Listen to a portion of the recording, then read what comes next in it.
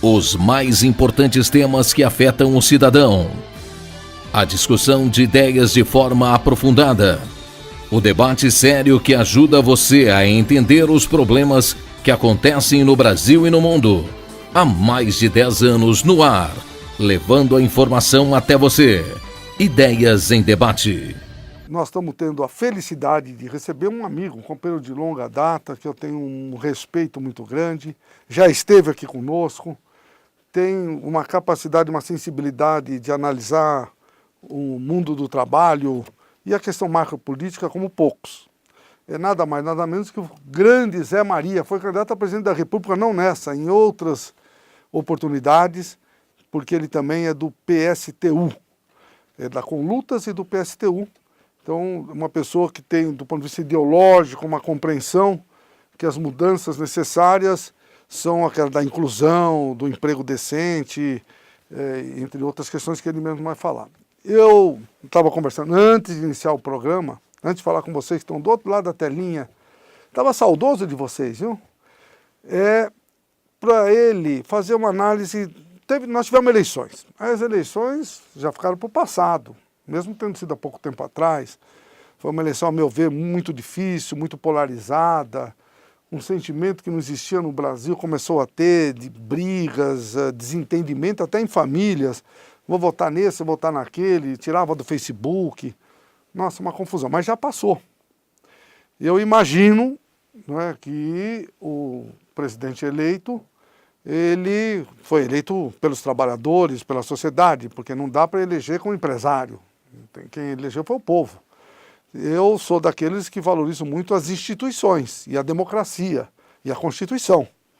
Então esses valores têm que ser preservados e eu tenho a impressão de que ele vai fazer uma atividade mais aberta, porque na pré-campanha nós ficamos preocupados, mas eu aí imagino, espero.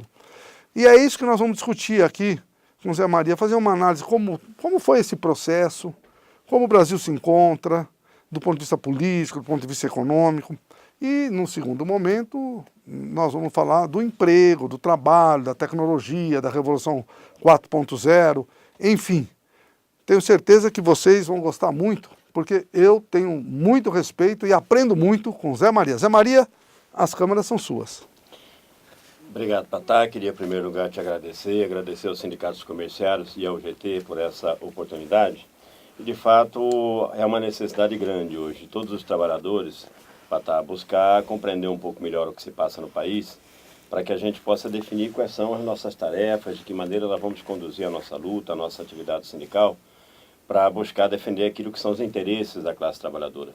E eu acho que a primeira coisa que vale a pena chamar a atenção é que o Brasil ainda vive sobre efeito de uma crise econômica muito profunda que se abateu sobre o país e que nós não superamos ainda, e especialmente sobre a crise social que vem como consequência disso. Porque esse desemprego amplíssimo que nós temos no Brasil hoje, a redução dos direitos, a redução dos salários que vem com o crescimento do desemprego, o sucateamento do serviço público que está aí, é o que está na base desse descontentamento imenso que a gente identifica na base da sociedade. Boa parte da polarização, da radicalização que a gente vê nos processos, tem a ver com uma situação em que as pessoas estão premidas por essa situação, por um lado, muita necessidade de desemprego, baixo salário, serviço público que não atende, e por outro lado um sistema político que é marcado no nosso país nos últimos anos pela corrupção. Então as pessoas veem um país muito rico, porque o Brasil é muito rico, produz muita riqueza, vê uma condição de vida cada vez mais depauperada, cada vez mais precarizada, e por outro lado um sistema político em que os representantes do povo enriquecem, roubam dinheiro público ao invés de atender aquilo que são as necessidades da população. E eu acho que essa é a primeira base que explica a situação que nós tivemos no processo eleitoral. O Brasil passou por uma eleição, essa eleição nos deu como resultado um presidente que é ligado ideologicamente, digamos assim, ao setor mais de ultradireita no país, com um discurso muito duro. Ele fala contra a corrupção, não é? Mas fala mais duro ainda contra os direitos dos trabalhadores e os problemas que relacionados à liberdade de organização, à liberdade de manifestação. É muito preocupante essa campanha contra o direito de expressão dos professores nas escolas, as ameaças que ele faz de acabar com o ativismo, de atacar os sindicatos, não é? Então, é um presidente que, além do problema que os presidentes anteriores tinham, Patá, que são guiados do ponto de vista das suas diretrizes de política econômica pelos interesses dos bancos e das grandes empresas. Veja, qual é a primeira proposta que o presidente diz que quer viabilizar já imediatamente no começo do seu governo? É uma reforma da Previdência. É uma reforma para melhorar a aposentadoria? Com certeza não.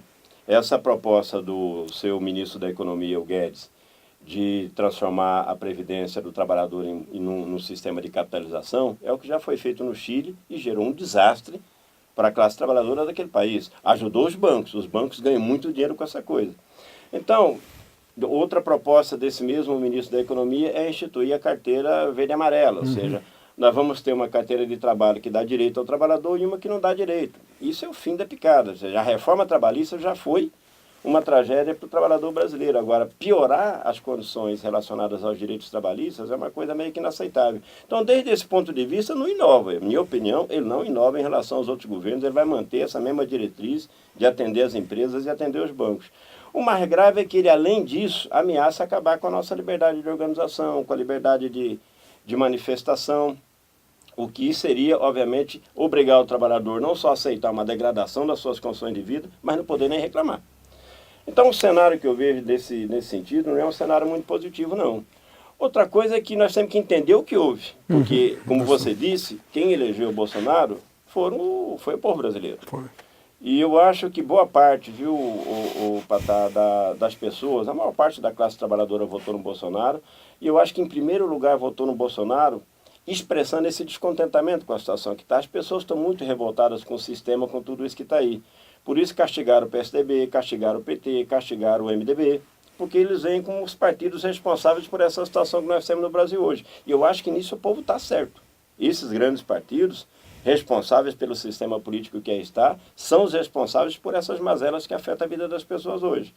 Agora, eu acho que o caminho escolhido para dar um voto castigo nesses partidos foi errado, foi um tiro no pé, porque nós elegemos um presidente da República que pode não só continuar fazendo o que os outros já faziam, o MDB, o PT, o PSDB, mas pode ainda por cima nos tirar o direito de organização, o direito de lutar. Portanto, eu acho que a tarefa neste momento, você falou uma coisa muito importante, que é o seguinte: a eleição passou. E passou, teve muita polarização, eu mesmo conversei com muita gente no segundo turno e as pessoas não queriam escutar nada, não havia argumento que resolvesse. Mas nós, trabalhadores, temos que entender o seguinte: independentemente de quem cada um de nós votou, de qual é a nossa opinião, temos uma necessidade neste momento que é nos unir, preparar a nossa reação aos ataques que vão vir. Porque se vai vir uma proposta de reforma da Previdência que tira direito, a única forma de impedir a aprovação dela é uma mobilização dos trabalhadores, do povo. E para isso nós temos que nos unir. Então, os trabalhadores, os sindicatos, as centrais sindicais, nós precisamos trabalhar nesse sentido, de construir uma ampla unidade dos trabalhadores para defender os nossos direitos, né? Não é para defender o interesse desse partido ou daquele partido, defender os nossos direitos. E construir um processo de mobilização que nos permita preservar o que nós temos hoje, que já é pouco em termos de direitos. Nós vamos até aprofundar mais esse tema no segundo bloco. Eu queria, aproveitando que você é um leitor e conhece profundamente não só as questões, como você já expôs aqui, relativo ao nosso país, mas de vários países do mundo. Você compreende como uma sintonia de vários países que estão numa linha cada vez mais da direita, flexibilizando, tirando direitos, como a França, a Argentina e vários outros países, ou é uma coisa que você vê exclusivamente no Brasil? Não, nós temos um processo que é internacional, que é mundial, mas eu não vejo esse processo como um ascenso ou uma onda de direita, Patá. Eu acho que é um processo de polarização. O que eu quero dizer com isso? Se a gente analisar a situação da América Latina, nós vamos ver que cerca de 15 anos atrás, 20 anos atrás, no começo dos anos 2000, em base ao fracasso do neoliberalismo que se implantou na nossa região, os governos do PSDB aqui, do Menem na Argentina, o que houve? Houve uma ascensão, uma vitória para os governos desses países de partidos, seja da classe trabalhadora, seja partidos nacionalistas com posições mais progressistas, como aqui no Brasil a eleição do Lula, como na Argentina a eleição dos Kirchner, do Correa no Equador. Tivemos a ascensão de vários governos dessa natureza aqui no nosso país. Na Europa, foi a mesma coisa. O governo, a eleição do Partido Socialista na França foi uma expressão disso, do PASOK na Grécia, como reação a toda aquela degradação que houve nas condições de vida do povo daquele país. E o que houve nesses 15 anos, o Patá? Esses partidos que assumiram, catalisando essa expectativa, essa esperança dos trabalhadores, continuaram aplicando os mesmos programas econômicos dos governos conservadores de antes. Então, o programa econômico que o PT aplicou no Brasil foi o mesmo do PSDB. Isso gerou uma situação que é que aquela degradação que havia levado aquelas pessoas a se revoltar contra os governos anteriores, eleger governos ditos progressistas, essa revolta foi crescendo. E agora se voltou contra quem? Contra esses governos ditos progressistas que estavam governando esses países.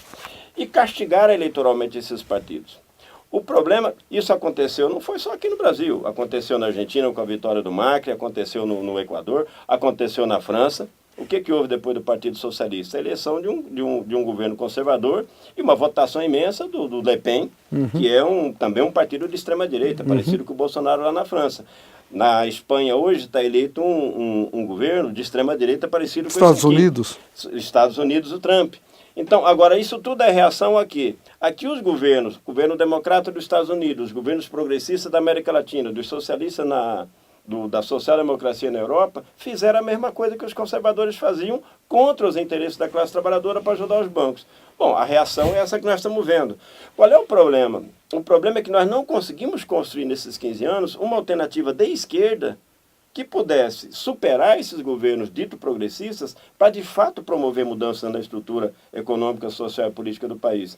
Eu sou de um partido que tem um projeto de transformação do nosso país, mas nós somos um grupo muito pequeno ainda. A gente não consegue aparecer, até porque é um bloqueio da mídia, nós não temos recursos para fazer uma campanha da dimensão que esses partidos fazem, a gente nem aparece, a população nem sabe que nós existimos.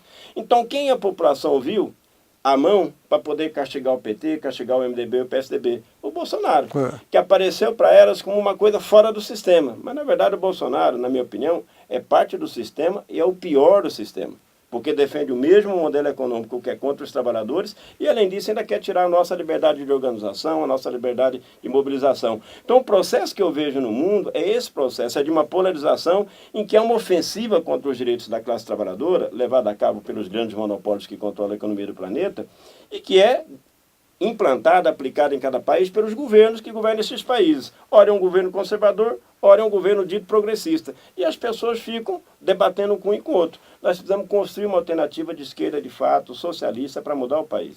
Muito bem, nós vamos fazer um rapidíssimo intervalo e voltamos já já com o nosso grande companheiro Zé Maria. Até já. Sindicato dos Comerciários de São Paulo. Suas atuações, lutas, conquistas e benefícios para todos os trabalhadores. Você, trabalhador e trabalhadora comerciária, conheça tudo o que o seu sindicato faz e tem para você e sua família. O sindicato te representa nas negociações coletivas, buscando sempre melhorias e manutenções de cláusulas sociais, negociando com 16 sindicatos patronais, onde representamos todos os trabalhadores de shoppings, supermercados, concessionárias e todos que trabalham no comércio da cidade de São Paulo. E também ainda conseguiu a manutenção do Dia do Comerciário em 30 de outubro, onde todos da categoria recebem 2 dias a mais em seu salário. Você sabia que o sindicato dispõe de mais de 20 advogados e o ano de 2015 foram atendidas 23 mil pessoas e abertos 2.137 processos trabalhistas, civil e familiar. O sindicato tem convênio com mais de 100 instituições de ensino em cursos e faculdades com descontos de até 50%. Isso tudo é para você, comerciário. No atendimento ao trabalhador para o benefício da aposentadoria, o sindicato fez 2.000 atendimentos e conseguiu aposentar 228 pessoas totalmente de graça. Essa assessoria é para você. Em questão de saúde, o sindicato é campeão e por isso toma um grande cuidado com os comerciários, tendo um prédio de 8 andares na Vila Clementino, totalmente voltado para a área médica, com equipamentos de última geração, como mamógrafo e densitometria óssea. Para todos os comerciários, fazerem os exames e prevenir doenças, fazendo mais de 204 mil atendimentos entre ambulatório médico, sede e subsedes, e ainda você, comerciário, conta com uma farmácia no ambulatório para retirar seu remédio se lá estiver totalmente de graça. Nossa área de lazer é completa, tanto na praia ou no clube de campo, com total infraestrutura para você e sua família. No clube de campo temos piscinas, pedalinhos, quadras de futsal, campo de futebol, chalés para você e sua família. Na colônia temos também uma linda piscina, temos quadra de bocha, playground para as crianças e muito mais. Uma ótima estrutura de hotelaria para você ter dias de tranquilidade e alegria com seus familiares. O sindicato também atua diretamente defendendo seus direitos quando o patrão não respeita você. O sindicato se manifesta por você, lutando pela manutenção de serviços nos postos de trabalho, direitos e leis conquistadas por todos nós comerciários. Este é o seu sindicato, agindo, lutando e buscando a cada dia melhorias para todos os comerciários de São Paulo. Meus amigos, minhas amigas, Ideias em Debate, voltamos. Zé Maria, o nosso convidado especial, que no primeiro bloco fez comentários muito importantes sobre a questão macroeconômica do Brasil e já linkou com alguns países do mundo que têm questões internacionais, mas tem questões que são do nosso quintal mesmo, né? E vamos conversar um pouco agora de questões do emprego, do trabalho. Ele fez alguns comentários também, mas eu queria ouvi-lo, e com certeza que vocês que estão do outro lado da telinha também. Tem a reforma trabalhista que fez 1 ano. Ou seja, os trabalhadores serão desempregados e a própria empresa que vai fazer o acerto com o trabalhador, que não terá mais o olhar social e o olhar sindical. Essa reforma trabalhista, na compreensão do Zé Maria, o negociado sobre o legislado e outros itens que lá estão, foi muito acima daquilo que iniciou o processo de negociação e no que foi aprovado nós não fomos ouvidos. Primeiro, uma avaliação e segundo, o que o movimento sindical deve desenvolver a partir dessas situações que nós estamos vivenciando hoje como muito adversas para a nossa estrutura sindical. Zé Maria, de novo, as câmaras são suas. Então, Patá, a reforma trabalhista aprovada, ela traz consequências para a classe trabalhadora que são graves. Ela afeta os sindicatos e afeta no sentido de enfraquecer os sindicatos, o que já por si é muito grave, mas ela coloca na berlinda, com o negociado sobre o legislado, os direitos todos que nós temos, acumulados em mais de 100 anos de luta, estabelece novas formas de contrato, como o trabalho como é que chama? Intermitente, que, na verdade, só vem piorar essa situação que nós já temos no nosso país. E toda a ladainha que foi feita, foi utilizada para tentar justificar a reforma, de que isso traria mais empregos, passaram-se 1 ano, nós temos hoje mais desempregados do que nós tínhamos naquele momento. O que está acontecendo aqui é a mesma coisa que aconteceu em todos os países onde foi feita a reforma dessa natureza. Ainda hoje eu estava lendo uma entrevista um artigo de um técnico aí do Ministério Público do Trabalho, mostrando que na Espanha foi feito um conjunto de mudanças parecidas com essas aqui, só que há mais anos, há cerca de 20 anos atrás, e agora já se pensa no próprio governo reverter parte disso, porque gerou uma situação de empobrecimento geral da população, e olha que eu estou falando de um país da Europa, que não tem as condições e a precariedade social que nós temos no Brasil.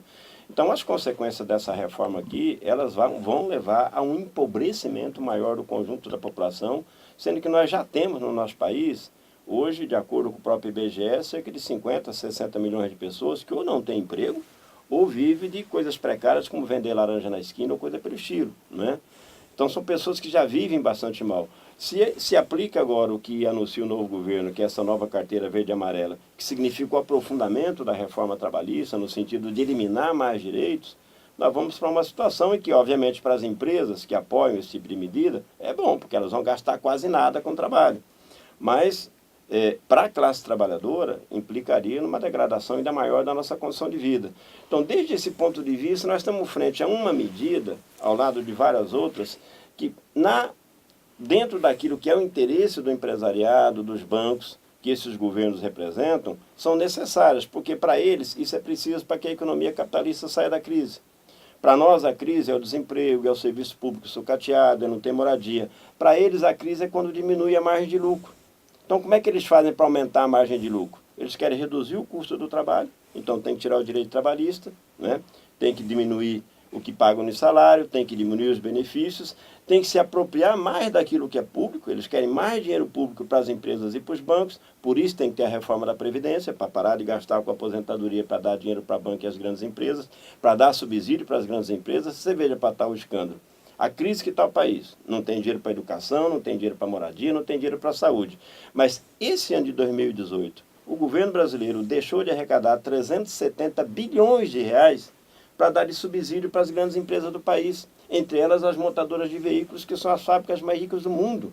Então, dinheiro para atender a necessidade premente do povo não tem, mas para isso tem.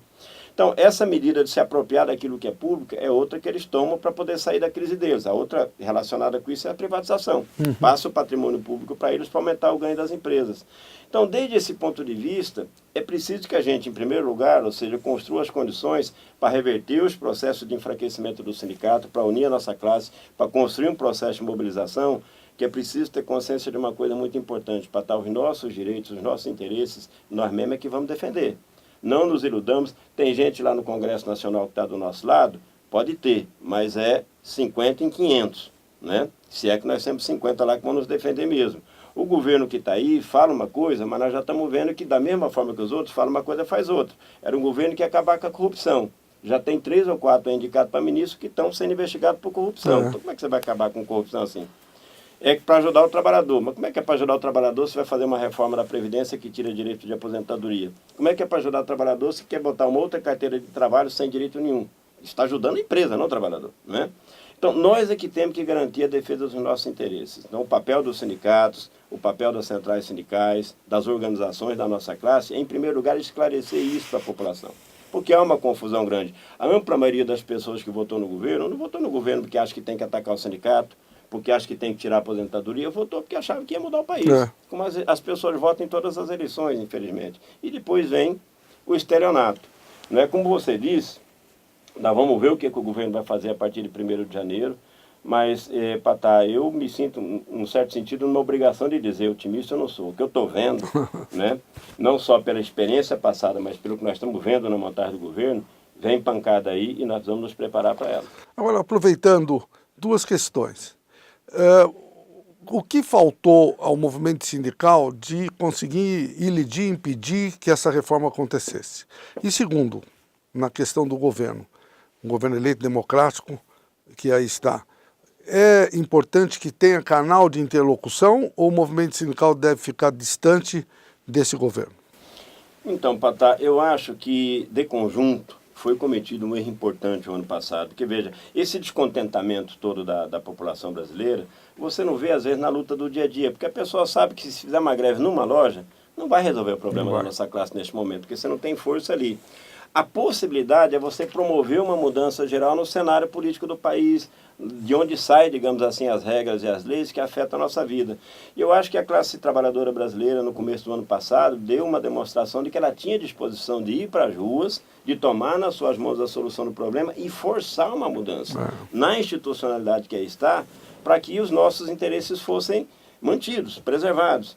Então, as mobilizações que nós tivemos no mês de março, depois a greve geral de abril, foi uma expressão, a reforma da Previdência já não está aprovada por conta daquela greve geral. Depois houve aquela manifestação em Brasília que foi importante, apesar que nós podíamos ter feito mais coisa lá do que nós fizemos, e teve uma greve marcada para junho que foi desmarcada.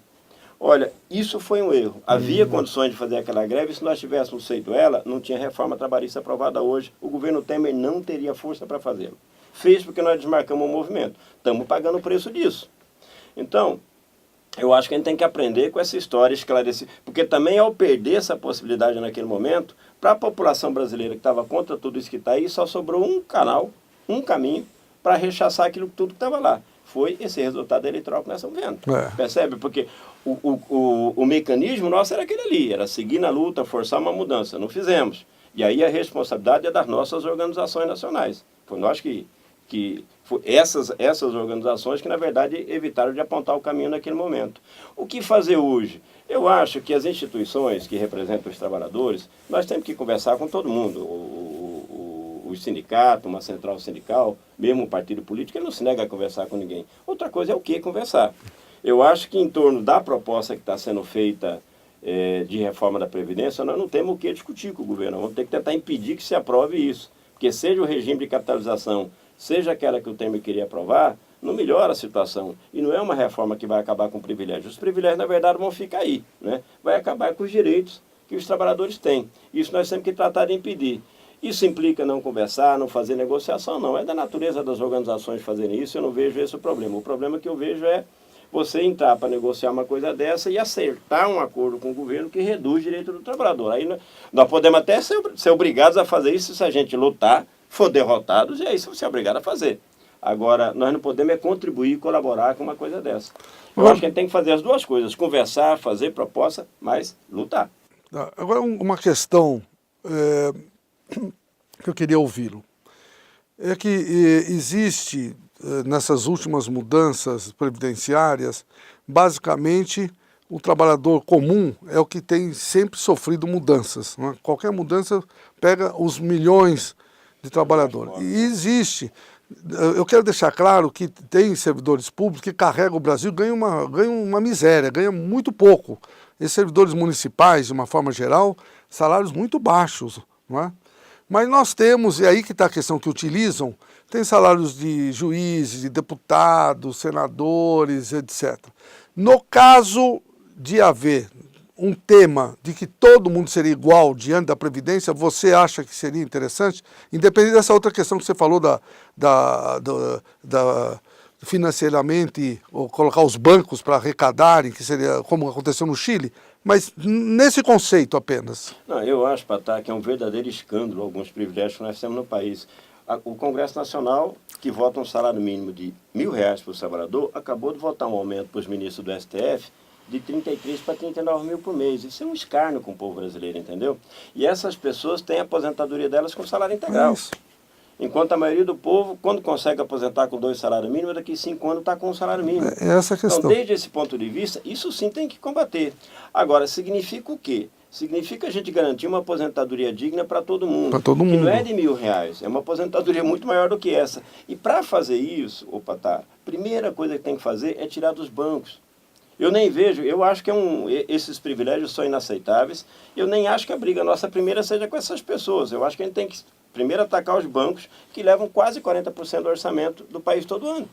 Então, um país que gasta 44%, 43%, 45% do que arrecada todo ano para pagar uma dívida para os bancos que já foi paga centenas de vezes, ou seja, para dar dinheiro para banqueiro, como é que vai resolver os problemas sociais do país? Como é que vai resolver o problema da saúde, da educação, da moradia, se eu comprometo 40%, é quase 600, 700 bilhões de reais todo ano? Então, não há o que falar em tirar direito desse ou daquele trabalhador, sem começar por tirar esse privilégio, acabar com esse privilégio dos bancos. Por isso a gente insiste tanto no problema da dívida. Agora, em acabando com essa desigualdade, acabando com esse privilégio das classes que dominam o país aí, nós temos que discutir uma aposentadoria que seja evidentemente democrática, garantindo condições dignas de vida para todos aqueles que dedicaram a sua vida para enriquecer o nosso país, para construir a riqueza que nós temos no Brasil. Isso eu concordo com você. Falta muito pouco. Eu só queria, como última questão, é fundamental a solidariedade entre as centrais, você já disse, e quais os pontos que nós devemos iniciar o trabalho? É pela Previdência? Eu acho que a Previdência é o centro, defesa do emprego, defesa dos direitos trabalhistas, defesa da saúde, educação. Acho que nós temos que defender a educação pública, gratuita e laica no nosso país. Essa coisa da escola sem partido, na verdade, é uma agressão aos professores. O problema da educação brasileira não é a tal da doutrinação que tem em sala de aula. O problema é o baixo salário do professor e as péssimas condições de ensino que tem nas escolas. É a miséria em que vive a família das crianças, que não pode dar a elas uma condição digna para que elas possam ir para a escola e aprender as coisas. Isso é que tem que ser combatido, isso é que tem que ser resolvido na educação brasileira. Mas eu acho que a gente tem que arrancar pelo problema da defesa da aposentadoria, da luta contra essa reforma da Previdência, da defesa do emprego e da defesa dos direitos dos trabalhadores. Esse é o nosso querido amigo Zé Maria, que eu agradeço muito a sua participação e agradeço muito principalmente a você, que está com essa fidelidade extraordinária, sempre visitando a nossa sede na Rua Formosa 99, no Vagabaú, ligando no 21215972, visitando o nosso site no www.comerciais.org.br. Até o próximo programa.